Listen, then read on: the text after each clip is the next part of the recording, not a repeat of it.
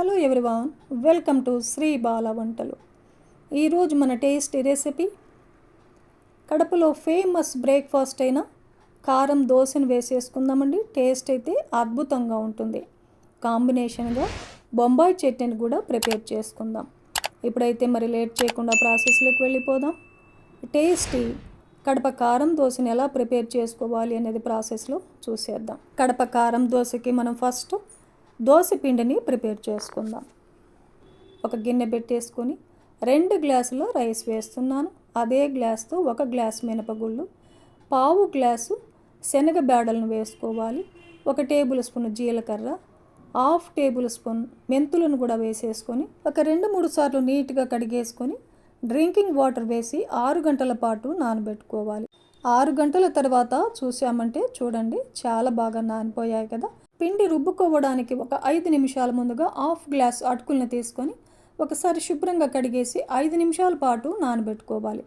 నానబెట్టుకున్న రైస్ అంతా ఒక మిక్సీ జార్లో వేసేసుకొని నానబెట్టుకున్న అటుకులను కూడా వేసుకొని కొద్దిగా వాటర్ని యాడ్ చేసుకొని మెత్తగా మిక్సీ పట్టేసుకొని గిన్నెలో వేసేసుకుందాం. ఇంకొంచెం వాటర్ని యాడ్ చేసి బాగా కలిపేసుకోవాలి. ఇలా కలిపేసి మూత పెట్టేసి 8 గంటల పాటు పులియబెట్టుకోవాలి పిండిని.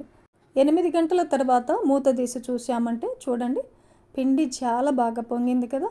ఒకసారి బాగా కలిపేసుకొని మనకు కావాల్సినంత పిండిని సపరేట్గా తీసుకొని మిగిలింది ఫ్రిడ్జ్లో పెట్టామంటే 2-3 రోజుల వరకు హ్యాపీగా ఇడ్లీ కానీ ఎన్ని రకాల దోశ రెసిపీస్నైనా ఈ పిండితో వేసేసుకోవచ్చు. ఇప్పుడు మనకు దోశకి ఫస్ట్ బాంబే చట్నీని ప్రిపేర్ చేసుకుందాం. స్టవ్ ఆన్ చేసుకొని ఒక ప్యాన్ పెట్టేసుకొని ఒక 3 టేబుల్ స్పూన్లు శనగపిండిని వేసేసుకొని లో ఫ్లేమ్లో మంచి అరోమా వచ్చేంత వరకు వేయించుకోవాలి. ఇలా వేయించేసుకొని స్టవ్ ఆపేసి ఈ శనగపిండిని సపరేట్గా ఒక కప్పులో తీసేసి పెట్టుకుందాం.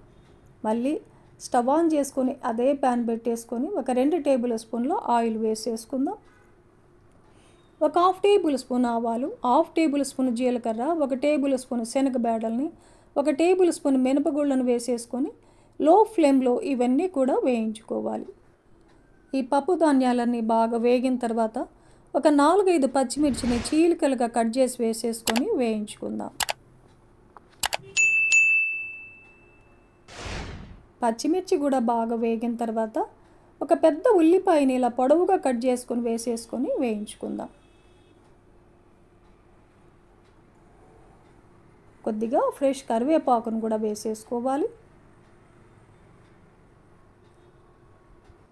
ఉల్లిపాయలను ఇలా కొద్దిసేపు వేయించేసుకొని 1 టేబుల్ స్పూన్ అల్లం తురుమును వేసేసుకొని వేయించుకుందాం. ఇలా ఉల్లిపాయలని బాగా వేయించుకోవాలి. ఇప్పుడు ఒక 2 గ్లాసుల వాటర్ను వేసేసుకొని టేస్ట్కి సరిపడా సాల్ట్, ఒక 1/2 టేబుల్ స్పూన్ పసుపును వేసేసుకొని ఒకసారి బాగా కలిపేసుకొని మీడియం ఫ్లేమ్లో పొంగు వచ్చేంత వరకు మూత పెట్టేసి ఉడికించుకుందాం. ఈ లోపల వేయించి పెట్టుకున్న శనగపిండిలో ఒక 1/2 గ్లాస్ వాటర్ను వేసేసుకొని ఉండలు లేకుండా కలిపేసుకోవాలి. ఈ లోపల మనకు ఎసరు కూడా బాగా కాగింది. ఇప్పుడు స్టవ్ని లో ఫ్లేమ్లో పెట్టేసుకొని కలిపి పెట్టుకున్న శనగపిండి వాటర్ను వేసుకొని వెంటనే కలుపుకోవాలండి, లేదంటే ఉండలు వచ్చేస్తాయి. ఇలా కలుపుకుంటూ ఉడికించుకోవాలి. ఒక 2-3 టేబుల్ స్పూన్లమైన కొత్తిమీరని చిన్న చిన్న పీసెస్గా కట్ చేసి వేసేసుకొని కలిపేసుకుందాం. లో ఫ్లేమ్లోని ఒక 2-3 నిమిషాల పాటు ఉడికించుకోవాలి. 2-3 నిమిషాల పాటు ఉడికించుకున్నామంటే బాంబే చట్నీ కన్సిస్టెన్సీ ఇలా ఉంటుందన్నమాట. ఇప్పుడు స్టవ్ ఆపేసుకుందాం. చల్లారిందంటే ఇంకాస్త గట్టి పడుతుంది. స్టవ్ ఆపేసిన తర్వాత ఒక 1/2 టేబుల్ స్పూన్ లెమన్ జ్యూస్నైనా మీరు కావాలంటే వేసేసుకోవచ్చు. ఇప్పుడు మనకు బాంబే చట్నీ రెడీ అయిపోయింది. నెక్స్ట్ ఉల్లి పచ్చడిని ప్రిపేర్ చేసుకుందాం. ఒక గిన్నె పెట్టేసుకొని ఒక 10 ఎండుమిర్చిని వేసేసి హాట్ వాటర్ వేసి అరగంట పాటు నానబెట్టుకోవాలి. అరగంట తర్వాత మిర్చినంతా ఒక మిక్సీ జార్లో వేసేసుకొని ఒక పెద్ద ఉల్లిపాయని చిన్న చిన్న పీసెస్గా కట్ చేసి వేసేసుకుందాం. 1 టేబుల్ స్పూన్ జీలకర్రని యాడ్ చేసుకోవాలి. టేస్ట్కి సరిపడా సాల్ట్, ఒక 4-5 వెల్లుల్లిపాయలను వేసేసుకొని వాటర్ లేకుండా మెత్తగా మిక్సీ పట్టేసుకొని ఒక సర్వింగ్ బౌల్లో తీసేసుకున్నామంటే మనకు ఉల్లి కారం కూడా రెడీ అయిపోతుంది.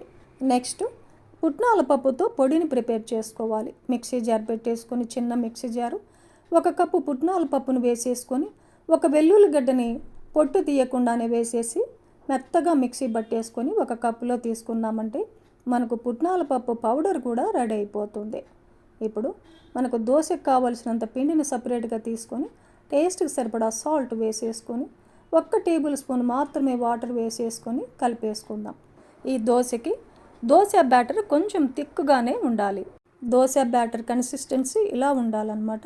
ఇప్పుడు స్టవ్ ఆన్ చేసుకొని దోశ ప్యాన్ పెట్టేసుకొని, దోశ ప్యాన్ హీట్ ఎక్కిన తర్వాత వాటర్ని స్ప్రింకిల్ చేసి టిష్యూ పేపర్తో తుడిచేసుకొని దోశ బ్యాటర్ని వేసేసుకొని స్ప్రెడ్ చేసుకోవాలి. దోశని హై ఫ్లేమ్లో వేయించుకుందాం. దోశ పచ్చదనం పోయిన తర్వాత 1 టేబుల్ స్పూన్ నెయ్యిని వేసేసుకొని దోశకంతా స్ప్రెడ్ చేయాలి. నెయ్యి నచ్చకపోతే ఆయిల్ అయినా వేసేసుకోవచ్చండి. ఇప్పుడు మిక్సీ పట్టుకున్న ఉల్లికారాన్ని వేసేసుకొని దోశ మీదంతా స్ప్రెడ్ చేయాలి. మీకు ఇంకా స్పైసీగా కావాలి దోశ అంటే ఇంకొక టేబుల్ స్పూన్ ఉల్లికారాన్ని వేసేసుకొని దోశ మీదంతా స్ప్రెడ్ చేసుకోవచ్చు. ఇప్పుడు మిక్సీ పట్టుకున్న పుట్నాల పప్పు పౌడర్నంతా దోశ మీద చల్లుకోవాలి.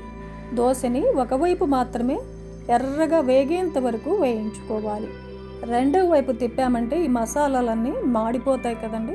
అందుకే ఒకవైపు మాత్రమే ఎర్రగా వేయించేసుకొని ప్లేట్లో తీసుకుందాం. చూడండి ఎంత ఎర్రగా వచ్చాయో దోశలు. మనకు ఇలాగే ఎన్ని కావాలంటే అండి ఈ స్పెషల్ దోశ రెసిపీస్ని ప్రిపేర్ చేసుకోవచ్చు. బాంబే చట్నీ కాంబినేషన్తో సూపర్ టేస్ట్తో ఉంటాయండి. తప్పకుండా మీరు ఈ ప్రాసెస్లో ఈ కడప స్పెషల్ బ్రేక్ఫాస్ట్ రెసిపీని ప్రిపేర్ చేసి ఫ్యామిలీతో టేస్ట్ చేయండి.